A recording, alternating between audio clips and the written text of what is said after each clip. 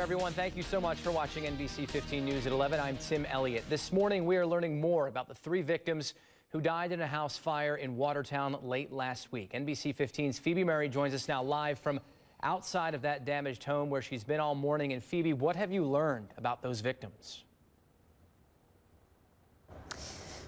Tim, just a short time ago, the Watertown Unified School District Superintendent has in fact confirmed that the victims in the fatal fire were students. Now, in recent hours, Watertown Fire and police have arrived back on scene, as you can see behind me, blocking off the entirety of Western Avenue and First to the public. Now, the community is just 3 days removed from this tragedy. They are grieving, but their support is only mounting. I want to show you some footage that we took earlier from the scene where flowers, stuffed animals, and candles line the perimeter of the temporary fence that now surrounds the home. And while officials have not yet released the names or ages of the victims, multiple sources have told us the people who died were all children. I spoke with one neighbor this morning who says loss in any community is difficult to digest, but more so when it claims the lives of kids so young.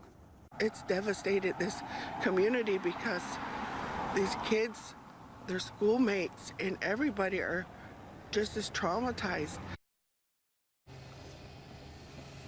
Now, the cause of the fire remains under investigation. No further details have been released since the fire department's initial statement from Friday. Now, as far as the school district, they also say that grief counseling for students, family, and staff has and will continue to be offered to this community. There is also a candlelight vigil being held here later tonight in front of the home at 6:30. Live in Watertown, Phoebe Murray, NBC 15 News.